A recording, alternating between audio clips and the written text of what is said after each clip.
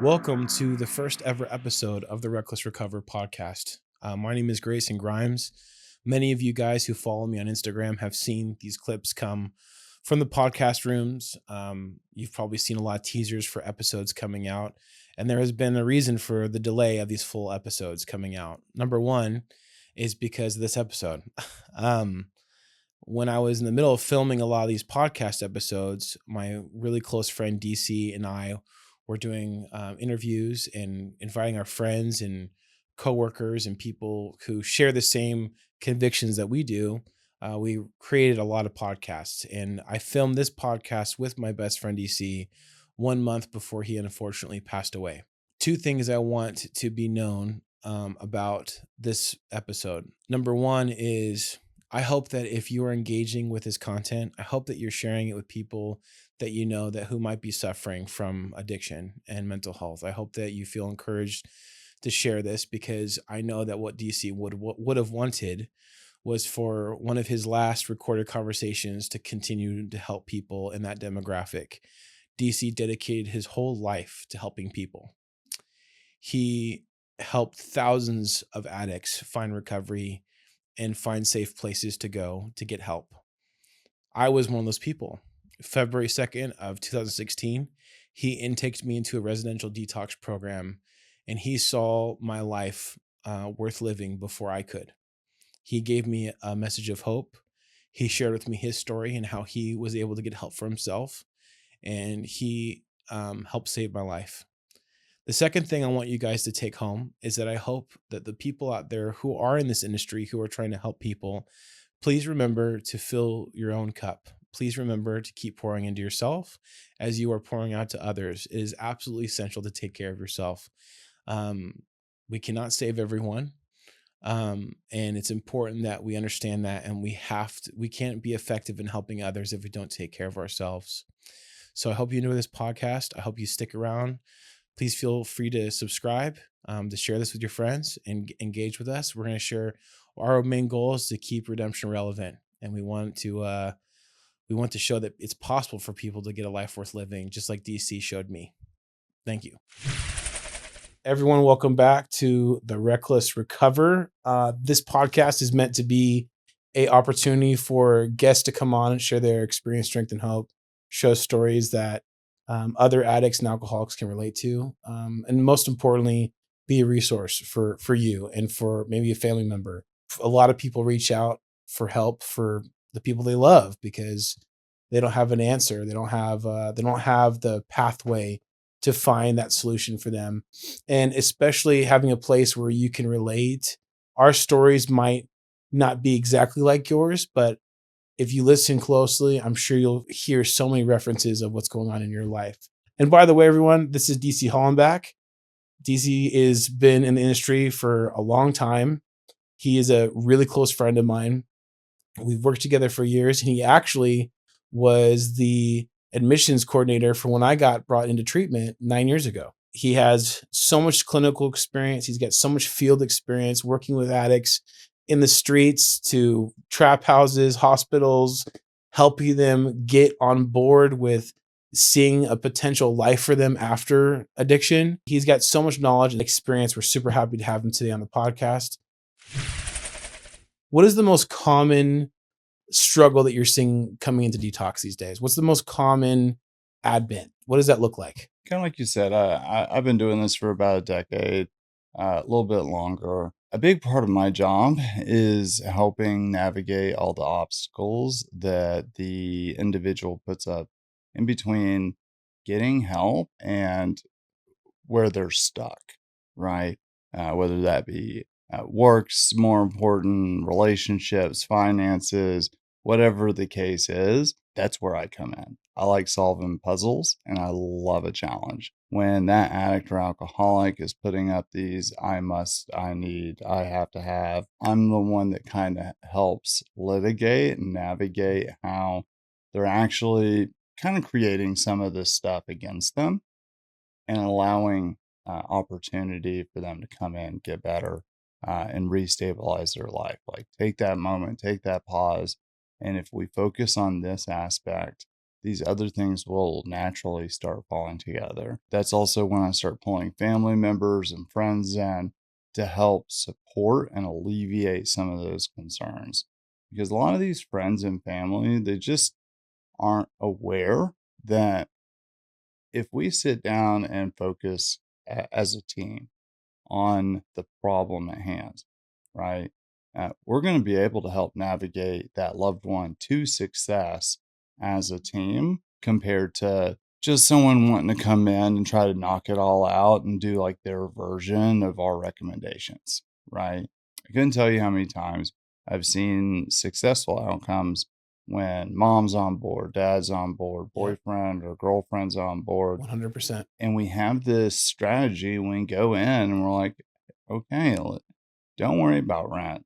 Don't worry about work. Don't worry about all this stuff. Let's get you well. Okay. Let's spend a few months doing this tiered, proven, strategy to help set you up for success, because we're going to be removing your coping skill. The alcohol, the drugs, that's that's the thing that everyone's focused on, but like that is working for them to some degree, right? That's their Uh, solution that's their solution. until it no longer works, right? Exactly, right? Like it starts off as a solution to the problem, then it becomes a problem, then it becomes a bigger problem than the original need, right? So we have to kind of find out what is that, right? Like what is the addiction or alcohol or the drugs? How is that serving the individual? What is it numbing? What is it self-medicating? And wrapping the family and the friends in is really not a big deal to them to chip in and alleviate some of these concerns for a few months to allow that loved one to actually have the chance for success. We don't have any statistics to quote. Let's talk about DC's statistics. All right. What do the numbers look like comparatively for an individual coming to seek treatment in like a program that you work in next to an individual coming in with family? Is it drastic? So much. I'd say that you'd have a good 75% chance Of of successfully completing treatment. successfully completing treatment, and also I'd say even hitting that 1 year mark when family and friends are involved. Okay. And a big part of that is because the family dynamic shifts, the relationships between the friends shifts, the relationships between the significant others, they all shift very subtly over a extended period of time, right? So we need to attack it on all angles. We're not just working with the addiction piece. We're not just working with the lack of self love or self worth that the addict or alcoholic is struggling with. We're also working on the Al Anon component, right? We're working on the that thin line of helping and enabling, right?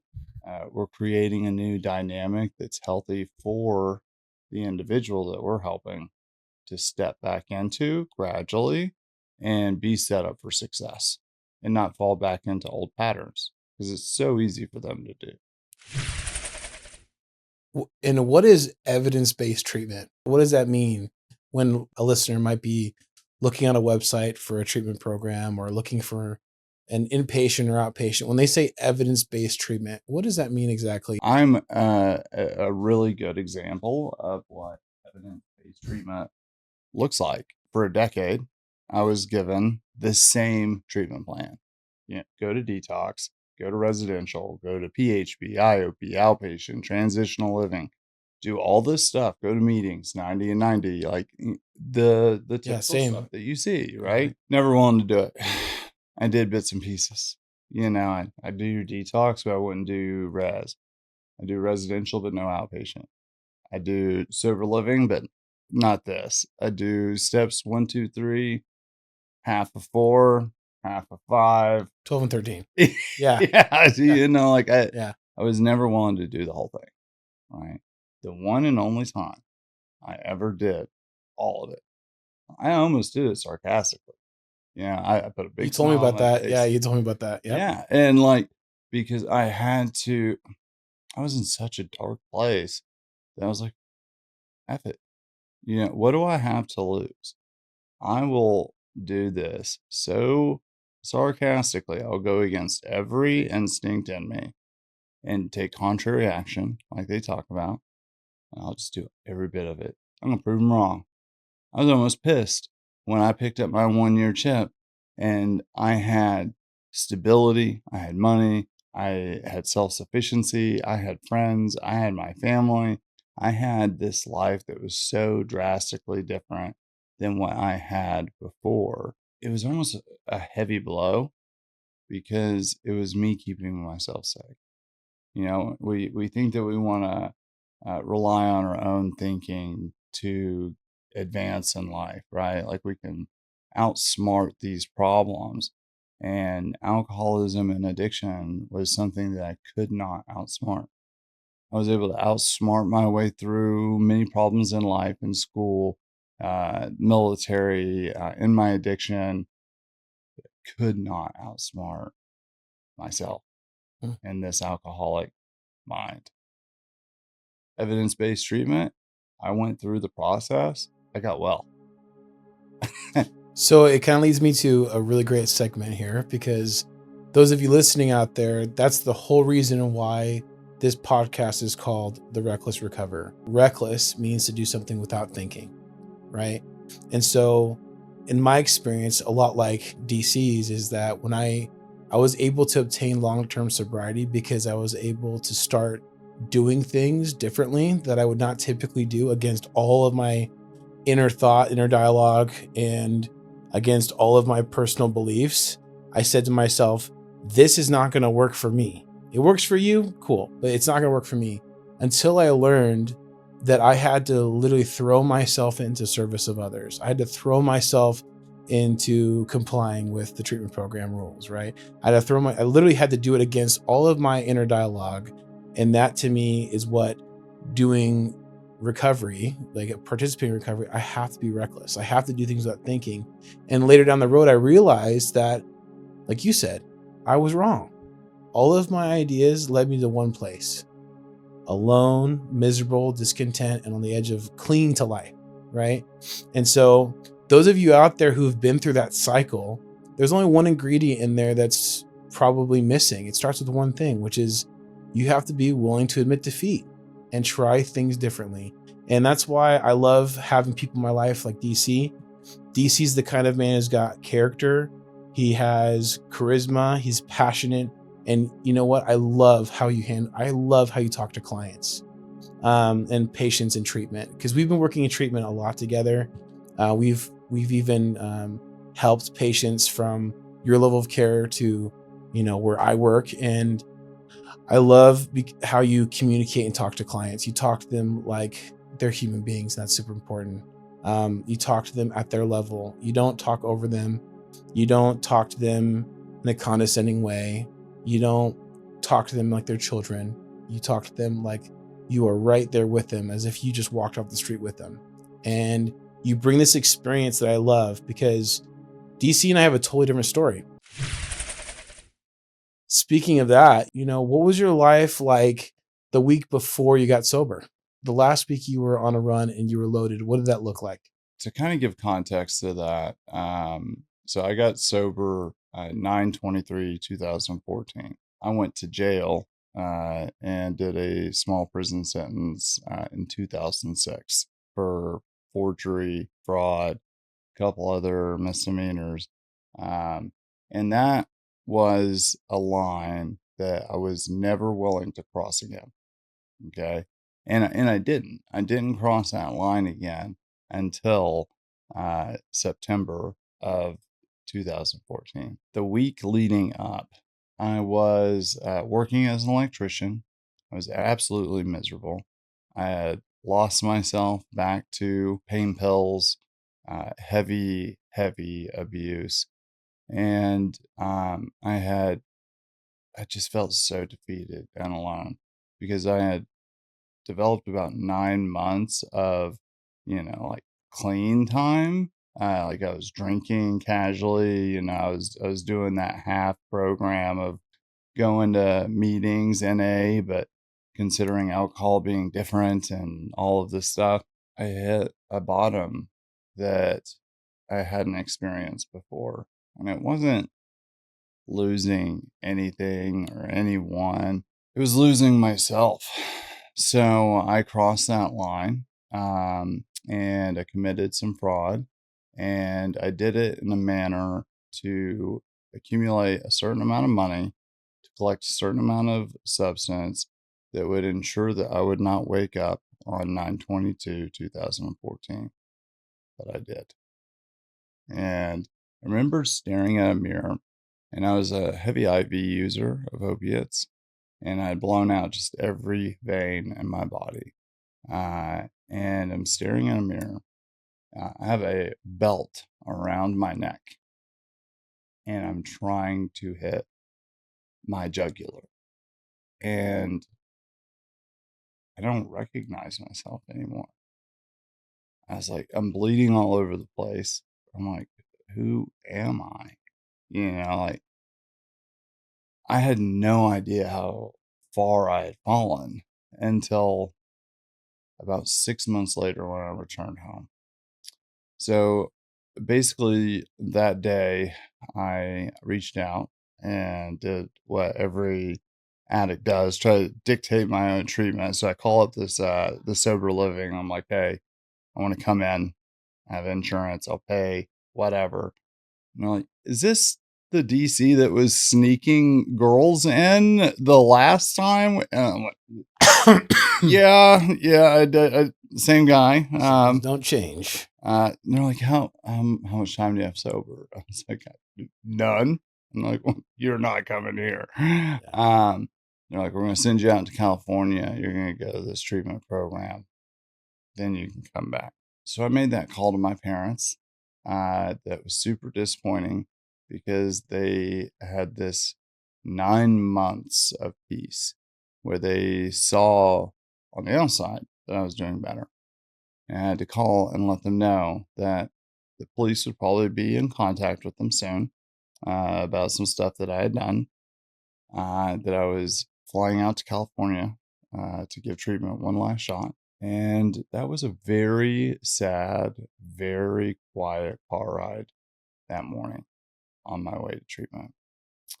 What I didn't know until 6 months later, when I came back to visit and I bumped into an old friend, was that the night before, I had consumed so much stuff.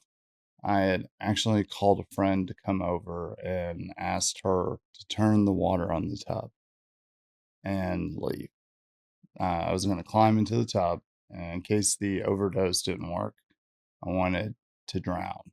And I had no idea that that conversation even took place. Mm. I bumped into her, and she was like, I sat there and watched over you all night long until I knew you were safe. And then I left.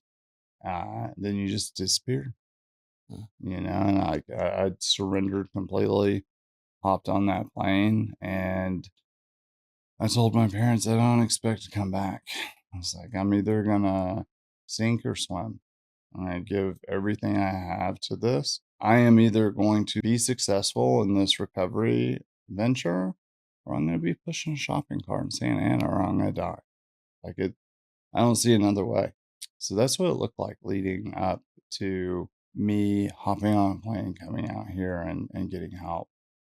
It was hopelessness. It was isolation. It was suicide attempt. Yeah, couldn't even do that right. So I'm beating myself up there. I was alone, and the sad part is that's exactly where I wanted to be, alone.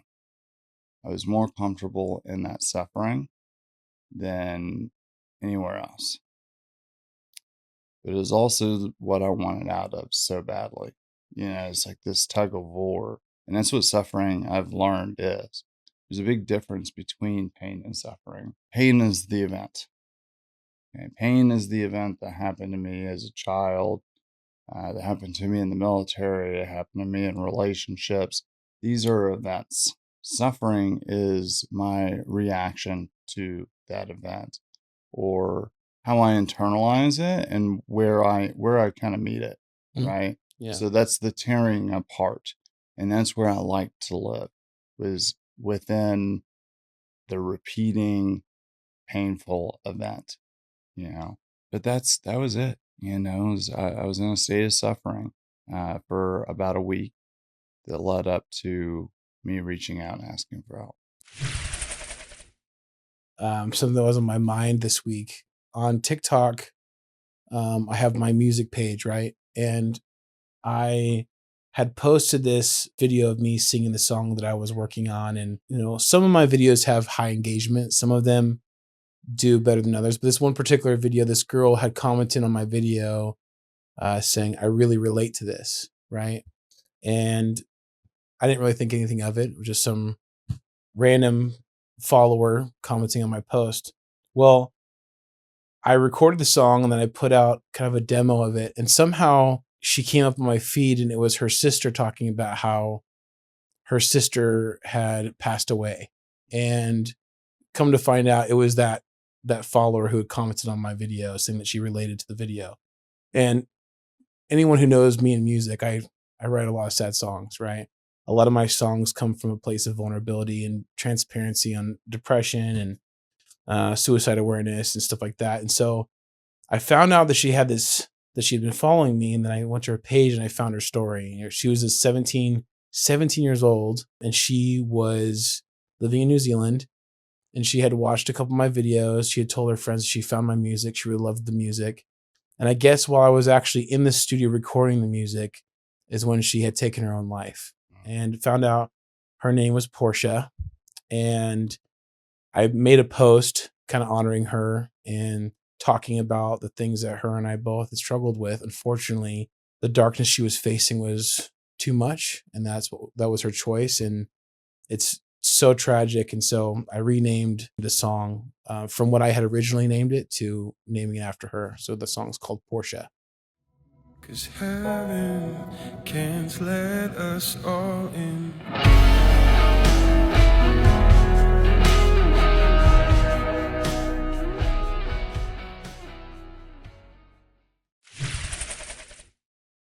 So when you're talking to an addict who might not be sober yet, or someone who's in active addiction, I love how you break it down for them. What's one of your go-to things for an addict who's actually still using out there, right? Who's doesn't want to go to treatment, that doesn't want to seek help. Give us a couple of those examples that you give them about their situation to help them understand how they need to reach out for help. I like to say that I'm not out there knocking down doors and like, would you like to get sober today? I ultimately, what matters to me is, are you happy? Yeah. Are you happy in your life? And when I talk to someone, it doesn't matter what walk of life they're coming from. I don't care if you're homeless, if you're the CEO of a company. I've worked with NASA rocket scientists, like rock stars, you name it. Um, Ultimately, what the conversation comes down to is quality of life. I can ask a handful of questions that are pretty much leading to, are you happy with where your life is right now? How much are you using? How is this affecting your relationship with your loved ones? Do you think that if you could remove this aspect from your life and replace it with something that made you happy, could that possibly improve the quality of your life? Could that improve your business? Could that improve your relationship with a higher power? Could it improve the relationship that you have with your loved ones? Yeah, could it start to repair the relationship with your spouse? Yeah, It's a common one we get a lot, right? yeah, absolutely. And uh, the reality that usually hits home with them is, I'm not happy sober. I'm not happy using. My relationships are in the toilet. I'm constantly at odds with my loved ones. I'm barely holding on to a job, or I can't hold down a job. It's a damned if I do, damned if I don't, right? because it's a catch-22. The drugs were the solution, but they stopped working. Right? They started working against, and that was kind of what I found within my own story. Was I came from the foster care system, and I touch on this because I feel that it's important. I've noticed that a lot of individuals either come from the foster care system and end up with addiction issues. You don't even have to come from that system. I feel that this is relatable. But I grew up with this narrative that I created, right, to explain my situation that I'm Mhm. unlovable, I'm not good enough, right? Yeah. And that I needed to protect myself because no one had my back, right? So I kept people at a distance and I kept building these personas, these masks, these walls, right? These defense mechanisms that kept people at bay to protect that inner child that wasn't good enough. The drugs stopped working for me 5, 10 years before I got sober. It just took me that long to figure it out. Let's just pretend that we're in a scenario where I'm actively using, right? And you don't know anything about my life. What are some things that I would say that would tell you that they will relate to you? And how do you find that out? And then how do you navigate that into showing them the resolve at the end? I try to meet the individual where they're at, right? Even playing field. And I feel that that's super necessary because there is no self-esteem. There is no self-love. And that is something that I can relate to even with 10 years sober. I can still find myself in that inner child mode of no self-worth, no self-love. So I step onto that same playing field with them and I start laying out breadcrumbs, you know. Mm. Tell me a little bit about you. Tell me a little bit about your struggles. Tell me a little bit about what you're using and what's led you to make this phone call, right? Because we're not having a conversation because things are going good. And through that, I start relating that I've had similar experiences, like how I may still feel the same way or be going through similar challenges. The only difference between you and I at this moment is that I'm not drinking or using over them, right? I've found other coping skills to deal with some of these painful emotions, the traumas in my life, the challenges. And it's something that someone told me one time early on when I got sober. They're like, dude, all your problems are gone. Like now, all you have is challenges.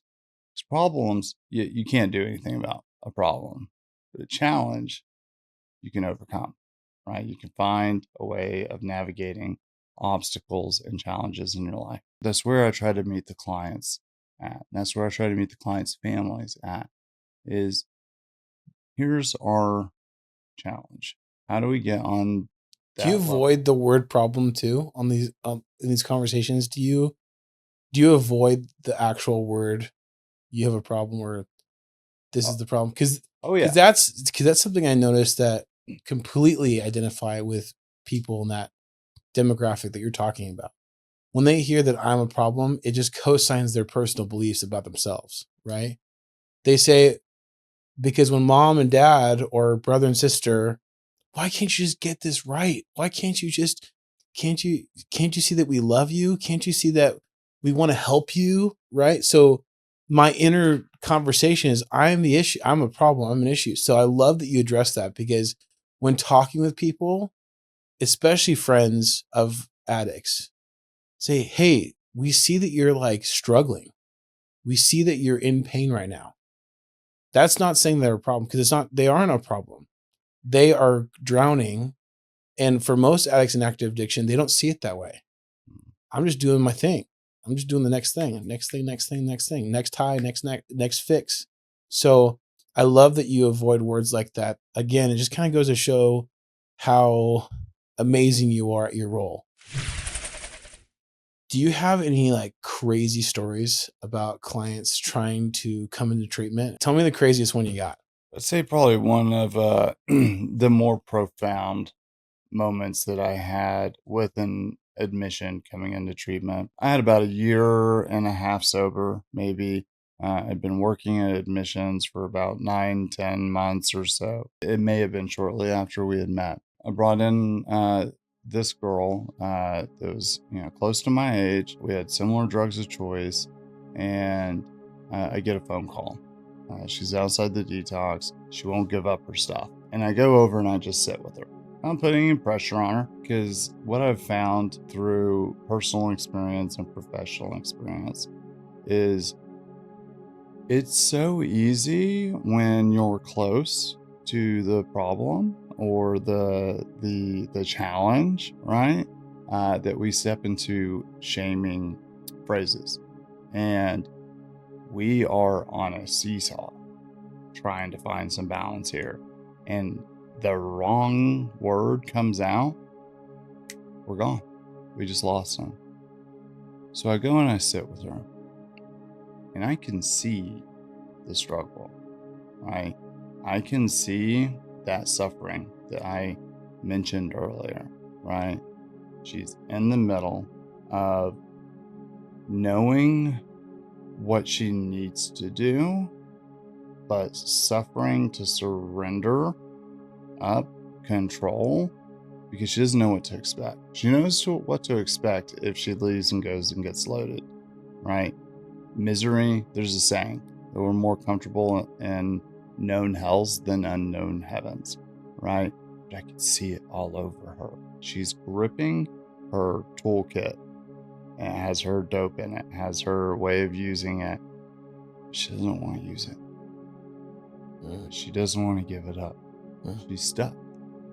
So I just sat there with her. And we probably sat there for an hour. And I had this realization that I hadn't seen anyone come into rehab having a good time, right? Like those good times were gone. And I just sat with her and gave her no pressure. I was like, tell me what you're experiencing. Talk to me about how you're feeling. What are you wanting? Like, are you happy? Basic stuff.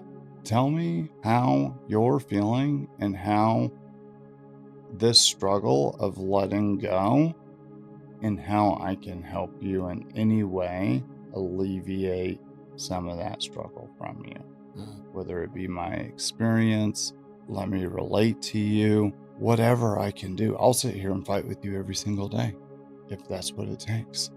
Like that.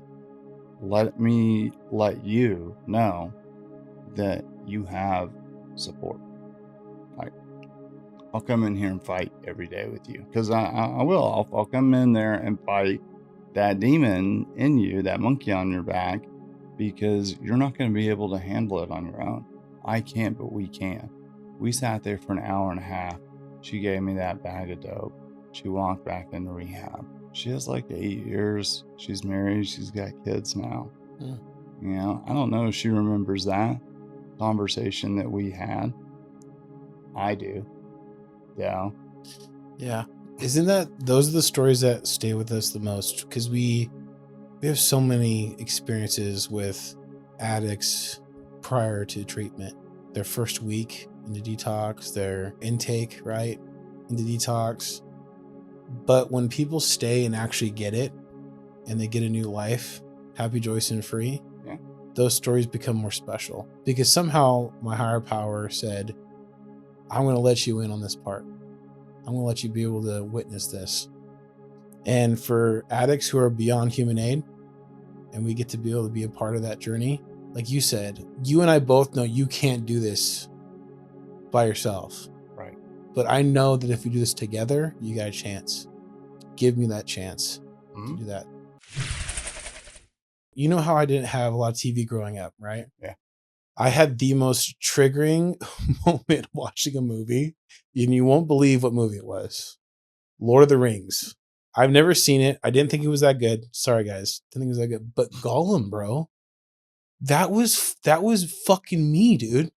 Yeah. That was my inner dialogue, bro, when it came to opiates, alcohol, anything. I got more triggered in that movie than watching like a drug infused movie with actual drugs. Yeah. Because of his character, I felt attacked. You know what I mean?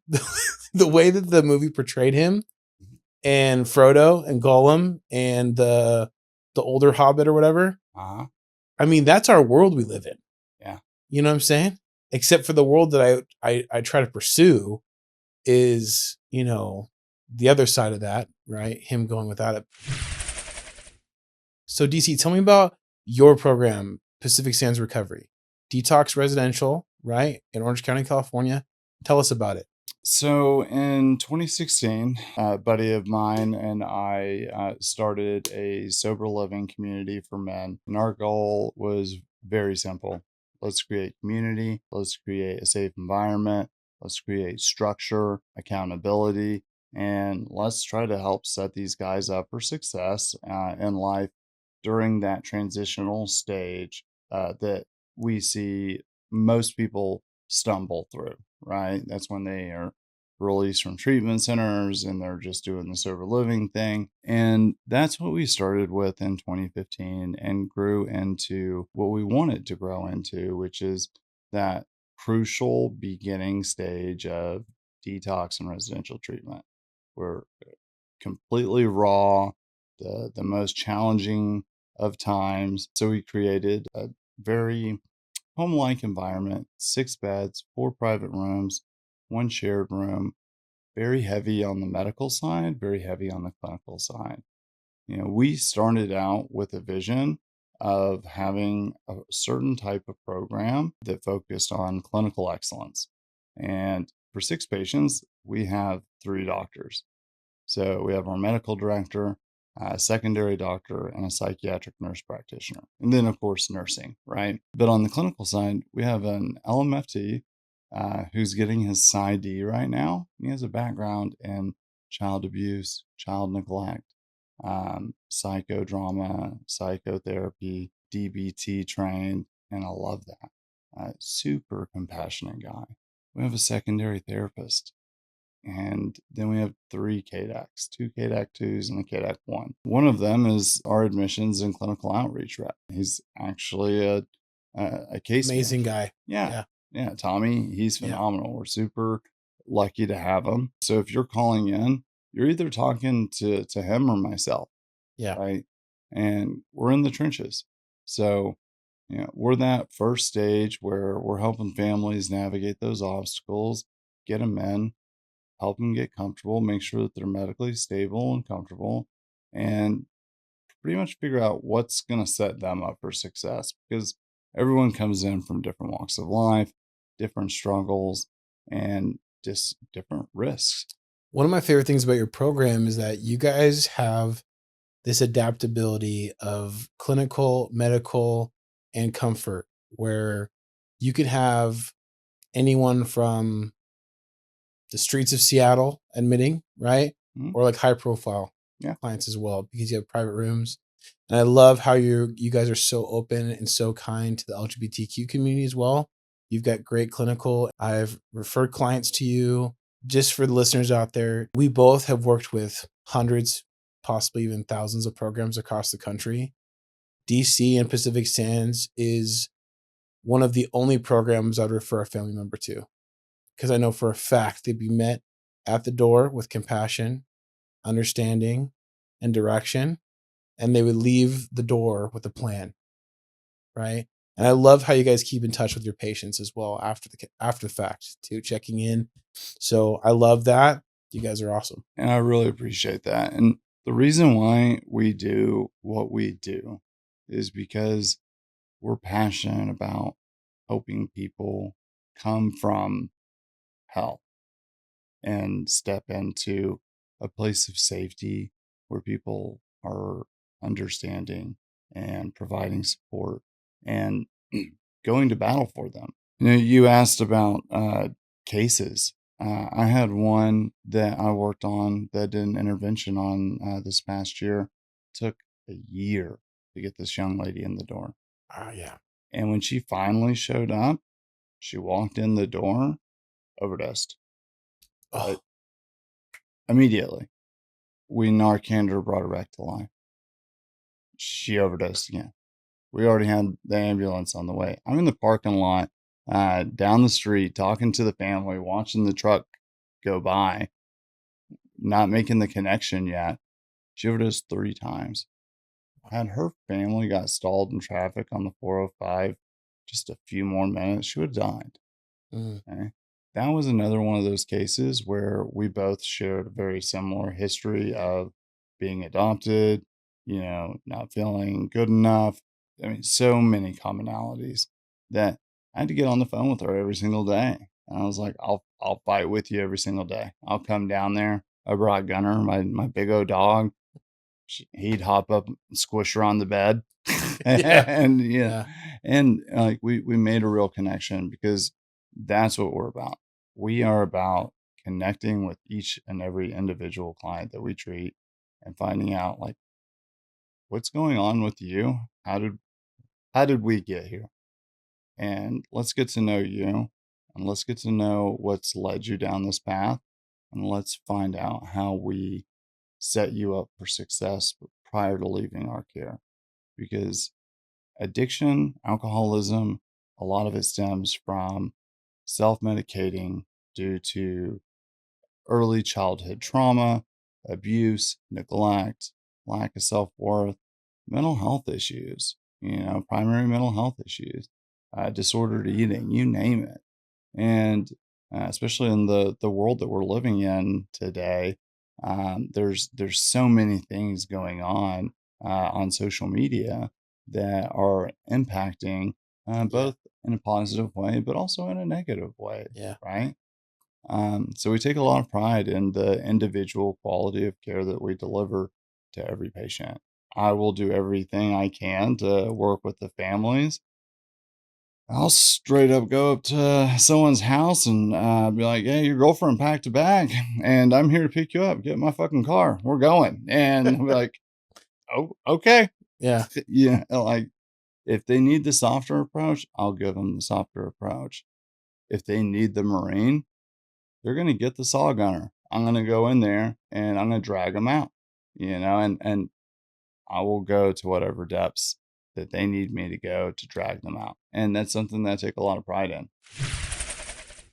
Another thing you're really passionate about is servicemen and women for our country, veterans. What brought you to that? How does your story correlate with your program? And maybe tell us a couple of examples of how you were the perfect person in the right place at the right time for that individual.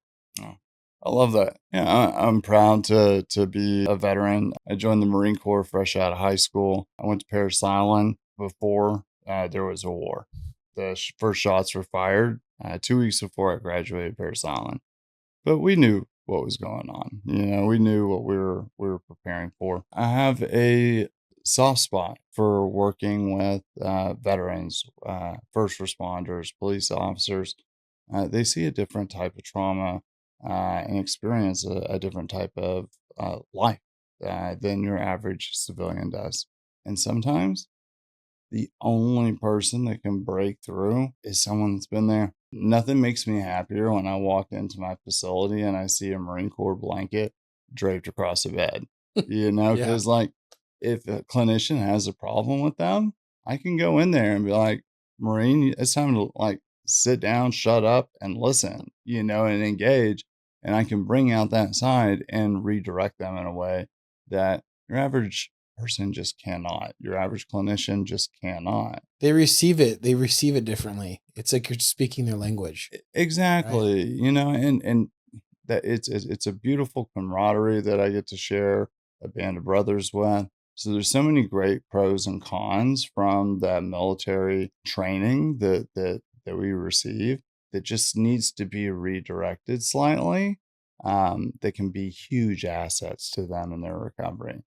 No different than my own story. The way I survived in my addiction, I analyzed that around 9 months to a year. I was like, there was something I was really good at that kept me alive, kept me thriving, kept me going in my addiction, and allowed me to do as well as I was doing as an addict. It's like, what was that? Can I identify that? Can I flip that into a positive and make that an asset? It's like, That was it. I was a con artist. I literally walked around, had a scandal. It was beautiful. I never asked anyone for a penny, yet I made about $500 a day. I had, what they would call in the South the gift of gab. I was a salesman. I was just selling a story, right?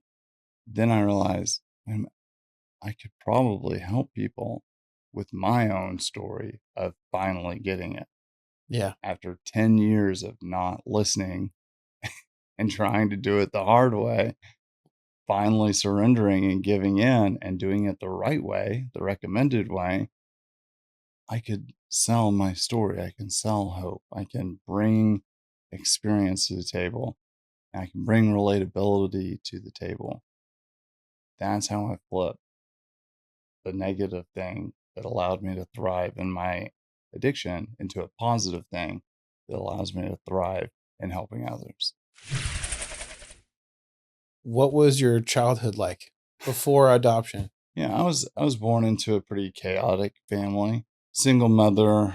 I would find out later that I was the youngest of four.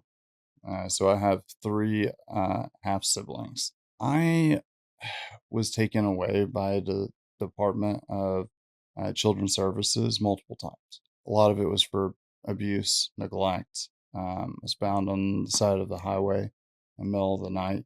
I was big enough to walk outside, but not big enough to reach the handle from the inside. So the cops found me there. The last straw, they took me away for good, and my biological mother kidnapped me and hitchhiked from Knoxville, Tennessee to San Diego. The game plan was to cross the border the next morning. I should have grown up in Tijuana speaking Spanish. Wow. That was the game plan. The feds had contacted both of her sisters in Florida and San Diego and said, "We think they're heading one of those ways." Landed in San Diego, except for her sister's husband was a captain in the Navy. She called and said, "Hey, Phyllis is here with Daniel. This isn't good." He called it in. They swatted the house. She was out doing what she does as an alcoholic, drinking with some random dude on the beach. Mm. So she fled to Mexico for the next decade, avoiding the statute of limitations of federal kidnapping of a child. So I was an Amber Alert before Amber. Wow. So I ended up getting flown back into Knoxville. They pushed pictures of me in the paper to get me adopted quickly so that my name would change and Phyllis wouldn't be able to find me. Wow. That was my biological mom. Mm. And I was really grateful to get adopted by some amazing people. They're educators. They're, They are amazing. yeah, it takes a special person to raise someone else's child. And my mom was a social worker, and she got really tired of seeing kids in my situation, so she switched over to teaching. So my mom was Wow. a kindergarten teacher. My dad was a teacher that went into tech. And I joked that I was the chaos that they never asked for. Yeah. But um, they're so proud of you, dude. they are now. Yeah. Yeah, I've had the honor of meeting DC's parents. I don't think I saw one moment where they weren't smiling while they were with you. Yeah. It's a day and night difference. And that took a lot of time. But when I got sober, I made an agreement with myself. As many families, I was causing so much problems between my mom and dad. They were my ATM. I knew it and they knew it. And I made an agreement that I would call my mom every weekend and I would talk and I would hang up the phone before asking for money or talking about anything outside of "I'm doing well." Mm. And I did that over and over again. Borrowed money for a chipped tooth once when I had about 9 or 10 months sober to get fixed, and I paid him back. Mm. I haven't had to borrow money since. Doesn't that feel really good? It does. The dynamic shifted. We have this amazing, beautiful relationship. I fly out and see them. They want me to stay with them. They're Mm. they're coming out for my son's birthday next month. Yeah. Like I want to interview them just to have that experience. I'm blessed to have the relationship that I have with my parents today because I wouldn't have had that had I not gotten sober. Is your mom still alive, your biological mother?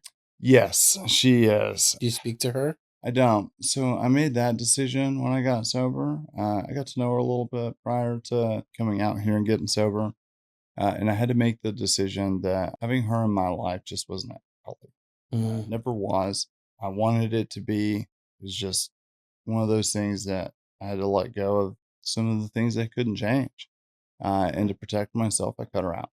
mm. So, yeah, every year or two, we might say hi on Facebook or a phone call. But outside of that, I don't see her. I don't talk to her. I check in on her through my half sister, but that's about it. She's a very sad, lonely alcoholic that lives in subsidized housing, isolated, drinking, in and out of the hospital for failure to thrive. You said you put that boundary up with her, right? For yourself. Yeah. Was one of the main contributors of that boundary because of your expectations? Like you wanted things to be healthy or happy, or were those expectations not met over long periods of time? Is that one of the main contributors to your boundary with your mom? The main contributor, yeah, very much so. It took me a while to get there, but I expected to have a certain relationship that she was incapable of giving me. I would later be able to clinically process that as, you know, she was doing the best that she could based off of how she was raised.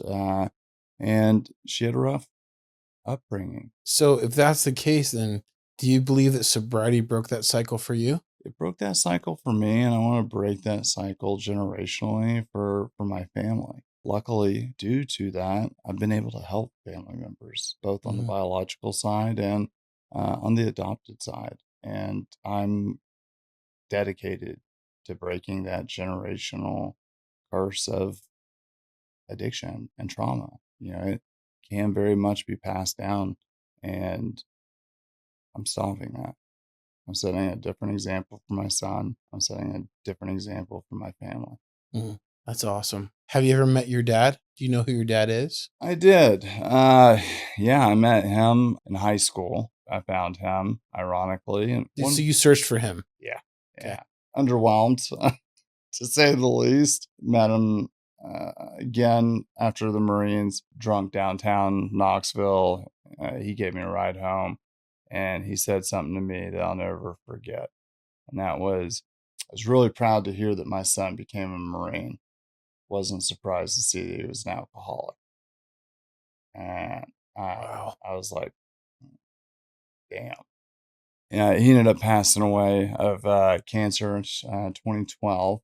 Phyllis, my biological mother, has had 4 different types of stage 4 cancer and still has managed to beat all 4 of them, Wow. even in her alcoholic state. And I do like to work with guys that come from the foster care system or may have opportunities to meet their biological families just to help them manage some expectations. Yeah. Because we like to build a narrative, tell ourselves a story of why we are in the situation that we're in, right? And it can very much lead up to setting an unrealistic expectation that can follow with serious consequences, emotional consequences. Yeah. Well, you have an incredible story, bro. I remember when we first met Uh-huh. 9 years ago or so. Almost in 1 week. Yeah, Yeah, it'll be yeah. 9 years. Yep. I remember listening to some of the music that you had created. I remember your story about like 'cause you had just come from the outback, Yeah. like fresh off Australia. And I could tell you're a very talented musician. I could tell that right off the bat once we met. I'll tell you one thing, man, like even just that song that you made for Yeah. me, Yeah. dude, I cried. I listened Yeah. to that and cried because I felt, God, like it's making me emotional. Like I felt seen, Yeah. like, and not surface level seen, Yeah. right? Like you saw the tearing of my soul, the pain, the struggle, Mhm. that tug of war that I was in. during one of the hardest parts of my life. And there's a couple of things that I've found in recovery that have given me a reprieve, right? And that's taking it to God or a power greater than myself. So many times it's in music or comedy, right? That's like pretty much the three ways that I cope Yeah. with my emotions. And when you wrote that, I listened to it, like I actually cried Yeah. because I was like, he was there, Yeah. an observer, pretty close observer there for like what, 6 months, Yeah. 8 months, something like that. And you saw the depths of my pain. You saw that struggle. When I was growing up and music had found me, I was going through a lot of pain myself of things I had a hard time telling people. I had a hard time articulating because I was afraid. I had a lot of earlyhood trauma, and music had found me in a way where there were certain songs that told me I wasn't alone. And I found sanctuary in those songs. And I found even more peace and belonging in songs that I wrote. And I gotta say, it's very awesome. Thank you for sharing that with me because that's my only goal is that us men have a hard time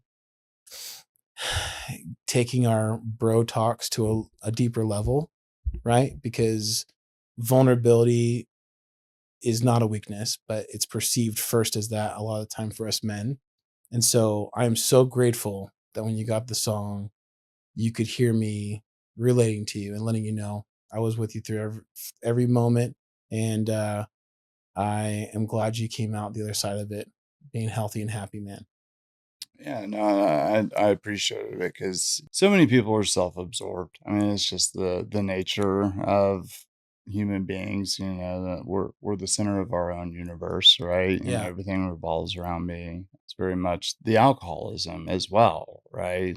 Selfish, self-centered. To take the time to consider someone else and create something that's relatable, that's transparent, that's vulnerable, and getting some feedback on that as well is, I think, noteworthy because especially like working in the field, we see so much of the failure, so much of the ugly side of addiction and alcoholism. We get those glimmers of hope when someone sees us, Yeah. right? Like when they really see us, when they give us some positive feedback, when we see that we've made an impact on some people's lives, right? Because statistically, the odds are stacked against us, Yeah. right? And I want to give you credit where credit's due Oh, because, like, it's important to be acknowledged that we make an impact, or we're seen, or we're making some kind of change in someone's life. awesome, man. Thanks for sharing that with me. By the way, the lyrics to that song, I did change two words in the chorus. Originally, I had said falling fast, I'm unraveling slow. I changed it to holding fast, I'm unraveling slow. Because through that, it was never a lack of trying for you. Mm. Like you were relentless through that scenario and that situation, trying to find an answer, a way out that's healthy, that is considering all parties involved and all that stuff. So I changed that lyric. I'm happy with it. Can't let us all in Culver City in the West Wing, trying not to lose my footing. Nuked on meds, now I can't sing, but the doctors say that I can't leave 'cause I need help 'cause I'm depressed and I'll hurt myself.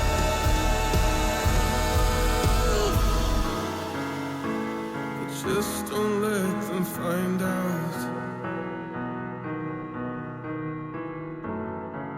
that I went off and lost myself.